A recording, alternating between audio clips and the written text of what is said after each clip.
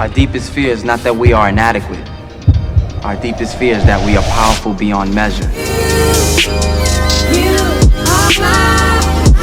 Yo, what's up guys, it's your boy Kool-Aid Man 100X. How you guys doing? Welcome back to another NBA 2K22 tips and tutorial to help you guys get better at 2K. So sit back and relax. That was my phone, whatever, got an email.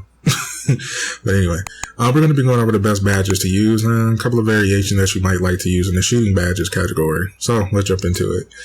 Blinders. I do recommend using blinders to become unfazed by defenders from the outside, but I do recommend putting this in Hall of Fame or Gold. The next one going to be catch and shoot. I do recommend putting this at Pro-Am, so you can definitely utilize this at Hall of Fame or Gold. Chef is pretty good. Increase the range for off-ball dribble 3-point shots. That means if you're like a shot creator or something like that, this would be recommend putting a gold or silver.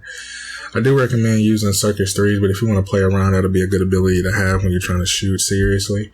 And I do recommend using clutch shooter and Pro-Am. Probably be the best way to use clutch shooter in that situation. I do recommend putting on silver or gold.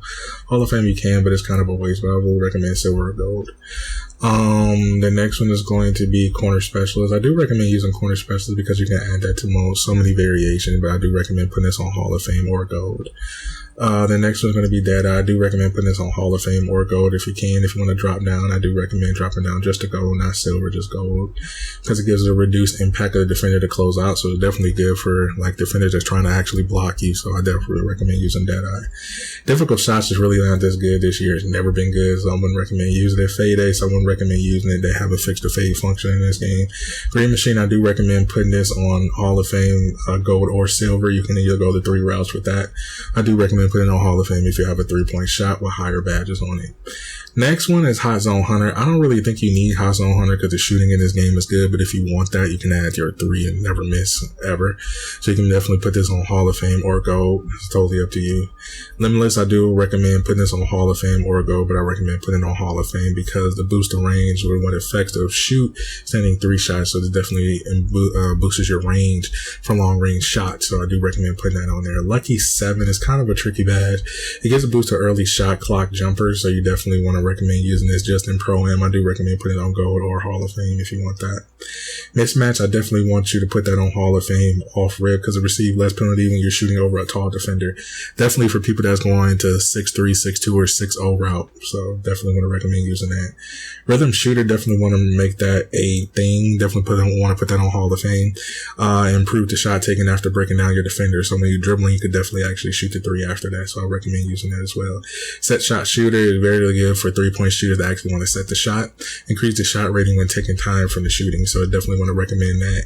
Slippery off-ball shooter is one of my favorite badges. I do recommend putting this on Hall of Fame because you can actually get open way faster with this.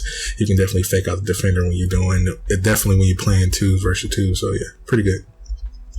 Sniper is definitely good to have if you're focusing on just the shot and you want to make the shot. Tagging has to impact a good poor shot timing, so you can definitely make up what you lost when you have a bad timing. So I definitely recommend using Sniper. Stop and pop, I do recommend using it after the dribble. When you're coming down court, you can definitely utilize that, but I don't think it helps the dribble pull up at all. Volume shooter, I do recommend putting that when you want to boost your shot, but when you miss, be careful when you use volume shooter. It can help you and hurt you at the same time. My variation for this, I recommend putting on Hall of Fame Green Machine, Hall of Fame Rhythm Shooter, Match, Limitless, and Slippery Off Ball, Deadeye. Only if I'm in Pro-Am, I will add a catch and shoot only if I'm in Pro-Am. And pretty much, Sniper and Stop and Pop, I guess, if you want to add that. But I only add this if I'm in, Park, but if you don't want to, you can just do stopper shot and pretty much set shooter or Hot Zone Hunter or corner specialist, either of the 3. These 4 you can actually mix up in variation. So let's say if you don't want sniper, right, you can actually add bronze. You can add set shooter to be gold, so you can actually add more badges than what your 3 badges that you already have for that variation. So if you want to learn the hidden leaf legend build, I definitely look into that. So definitely go to my other site for that. But I hope you enjoyed the video. Thank you guys for coming by. I hope you enjoyed this variation, my little secret variation that I use for Pro-Am and other things as well. I hope the badges will definitely help you out. Thank you guys for joining the video. I'm out of here, guys. Deuces.